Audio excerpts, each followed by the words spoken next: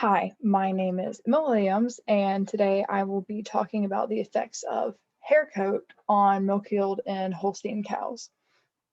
So, as a little bit of background as to why I chose this topic. Growing up, I'm from Effingham County, which isn't necessarily rural country or farmland, but it does have a heavy influence on it. For my high school, when I chose the pre-veterinary pathway that we had to choose depending on what we wanted to do when we graduated, our focus was mainly on large animals. So I worked a lot with large animals such as cows, goats, and learned a lot about the concept of breeding for desired traits. So this kind of goes the into a look at desired traits concerning hair coat, hair angles, and different kind of minuscule things that you wouldn't necessarily think about, but in the grand scheme of things is largely important. So as a basis for the study from the point of view of the authors, they referenced several different studies throughout their entire paper. The main ones in the introduction to kind of back their reasoning for it were the studies of Rhodes 2009 and Bernabucci in 2014. And both of these studies looked into the effects of the climate that a cow was located in and its resulting milk yield. So it looked at the volume of milk yield over a lactation period, which is roughly 305 days. And overall, they found that the higher, more straining temperatures a cow was in throughout the entirety of its lactation period, that it typically had a decrease in milk yield. So the total milk that a cow produced throughout the 305 days. And for the study of Dyckman et al., 2009, it looked at the thermoregulatory abilities, so the ability of a cow to regulate and maintain a steady body temperature or desired temperature on its surface temp, internal temperature using its hair. And when compared between a wild type, which is the picture that's on the left, you can notice it's fluffier, kind of longer, denser hair compared to a slick haplotype, which is the picture on the bottom of the screen. They showed that slick haplotypes do have a tendency to be able to regulate their hair temperature more effectively. And then for Collier et Grabenden, their study looked into the effects of the ability to regulate their surface temperature between predominantly lighter colored cows and their tendency of hair to be thicker and denser compared to that of predominantly darker colored cows, which typically have a thinner, less dense hair. And it looked at the internal temperature and rectal temperatures, which is the temperature taken from the bottom of it. And they noticed that the cows with a less dense temperature or less dense hair type tended to have a lower temperature in the rectal area by around 0.34 degrees. So to kind of go into why Holsteins are such a focus in all of these studies, Holsteins are kind of the, I guess, the brainchild for milk production. You can think of them as the mascot for Chick-fil-A. It's that very stereotypical black and white cow that you see with just a spotted pattern. But to kind of go into why they are so desired, they have the highest average milk production and efficiency in milk production through all breeds of cows. So on average, they tend to produce 2,674 gallons per lactation. And like I stated before, lactation is roughly 305 days, starting after they give birth to a calf. And this breaks down to about 9 gallons of milk per day produced. And this is yet to be matched by any other breed of cow, any other crossbreed that they have. You will tend to see a lot of times Holsteins being purebred. If they are not purebred, it's because they have been mixed with other breeds, such as Jerseys, who are known for having the highest milk fat percentage in cows. And another point that they have is their adaptability between environments. So Holsteins are very hardy cow. They can adapt easily to warmer and cooler climates. They have a wider range of areas that they are able to live in. But the studies are looking into at what point does the temperature that they live in and they do occupy, what does it do to affect their milk yield? And then for farmers, compared to other cows, on average, they have a greater income. So they have more of a turnout and production value for how much feed they take and just the cost of maintaining each head of cow. So as an outline, so the milk yield and hair coat characteristics of Holstein cows in a hot environment by Anziers et al. Published in 2019 is the study that this is based off of. So the overall look is, will shorter hair increase milk production? And by doing this, their kind of hypothesis was that shorter hair will lead to an increase in milk production. That was their main focus, but along the study, they looked at many different characteristics of hair type and the components of the milk itself that was produced.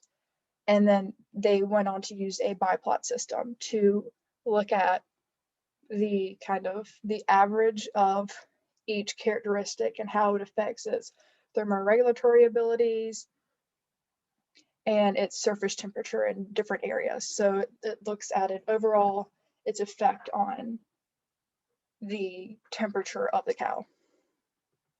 So the true hypothesis of the study is Holstein cows with shorter, sleeker coats will have a greater milk yield compared to those with longer, denser coats.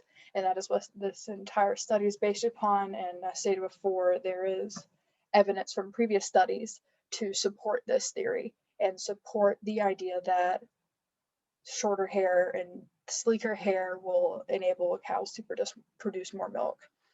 So for the objectives, they had three main ones when looking at this to determine if a sleeker hair coat can lead for cows to produce more milk. And the first one was to evaluate the effects of hair coat characteristics on milk production and milk component traits. And these are things such as hair length, hair density of hair throughout the entire cow, the diameter of the hair itself, the average length of it. And then two, to determine the association between hair coat characteristics and body surface temperature. In order to determine the body surface temperature, they took it from multiple areas of the cow and they measured it using an infrared thermography camera to zone in on one area, and that is how they determined it. And then assess the association between body surface temperature and physiological variables for Holstein cows. And the study itself for body surface temperature and physiological variables, it was measured under the majority, if not all, of the study under high thermal stress for the animals throughout the entire year that the study was taking place. So for methods and materials, overall was comprised of 100 of the multiparous cows, and multiparous cows are cows that have had or given birth to at least 2 calves, so they have had successful births and have lactated at least twice. Within that, 55 of them were short-haired and 43 of them were long-haired. And then to ensure some consistency, they were fed twice per day with the recommended feed that is geared towards lactating cows. They were fed at 8 o'clock in the morning and then a second time later in the afternoon. This took place between 2 consecutive parturitions, and parturitions are the giving birth to a calf. So this is one lactating period. So a cow has given birth to a calf, and this is one birth, and then is taking place from the start of one birth until the next pregnancy. And then for the physiological variables, so the physical characteristics of the hair, as in they were taken from the same place along the side higher up towards the center of the back. They were collected twice per day, analyzed visually to determine density, and then they were analyzed after the samples were taken for things such as length and different characteristics later on in the day. For the infrared thermal camera, it was used to measure surface temps at different areas of the cow, such as the shoulder, the flank, the back, different areas specifically. And this was done around 11 o'clock each day to account for the circadian variation, which is their sleep cycle, and when they would be resting throughout the day and be typically out of more inside of their housing units. So as for continue the methods and materials, the specific coat characteristics that were examined were the thickness of the coat, the hair length, so the average length of each hair collected from the sample, the coat density, the hair diameter, and the weight of the coat. And this was determined just based off of the overall amount of hair collected from the sample and the hair angle. So at which angle was it growing when looking at the dominant direction of the hair on the cow. And then for milk measurements and sampling, cows are milked 3 times a day at 8 o'clock, at 11 o'clock, and then later in the night.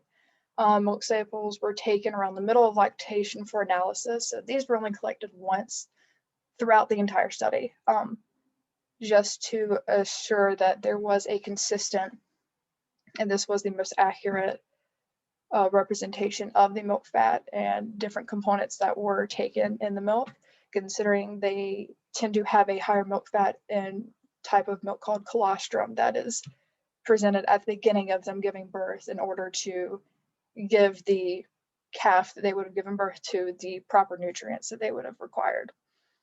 And then milk production was converted to energy corrected milk using the Tower-Reed 1965 equation just to account for the overall energy that was needed and went into them collecting the milk and the milk production itself. So for the results, they used a biplot system. So in this one specifically, the y-axis does stand for the hair characteristics. So coat thickness, hair density, hair length, the weight of it. And the x-axis is a thermophysiological variable, so its efficiency in being able to regulate its surface temperature to, on average, its desired, or its goal temperature in certain areas. So they found from this one that the hair length had a positive significance correlated to the hair weight, coat thickness, and hair density.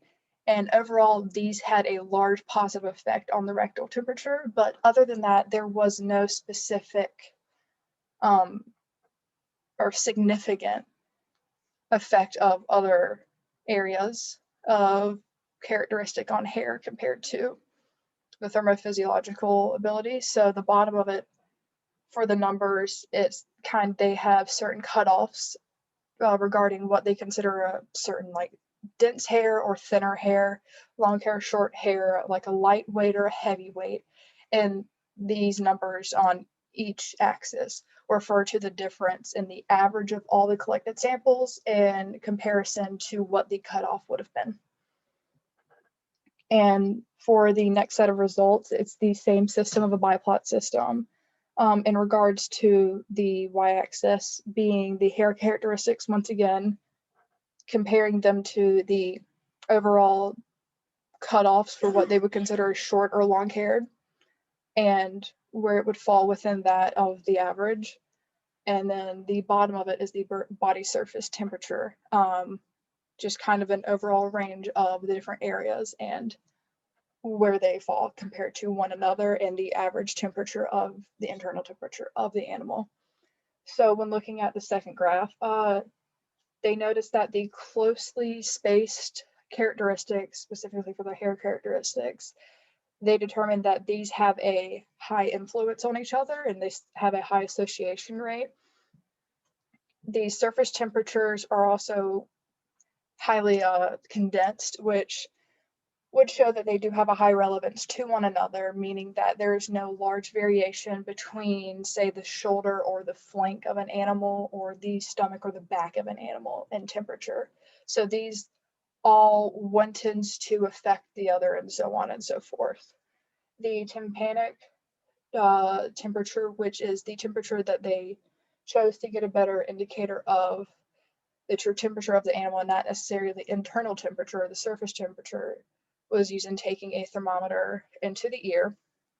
And it showed that this had no real relevance compared to any of the surface temperatures and had no true effect regarding the different coat types. And then for coat thickness and hair length, there was a determination that it's associated with the shoulder and neck temperature, but other than that, the coat thickness and hair length had no true association or significant effect on other areas of surface temperature. So for the overall conclusion of this study, it was shown that cows with short hair did tend to produce within their lactation about 396 kilograms more milk, but this would not turn out to be a significant amount of difference to say that the longer hair animals definitely have a shorter milk production and higher temperatures than short-haired animals. So this in the end they rejected their hypothesis. It was not supported due to the lack of significance in the value. But they did come with, I guess, an unanticipated result.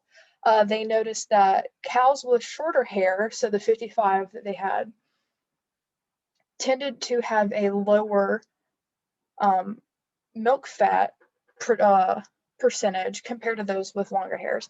So this could, I guess, go to lean towards that if they were looking for Holsteins to have a higher milk fat production compared to that of their standard milk, and they still wanted higher turnout of milk yield, that they would go towards a longer haired example of one.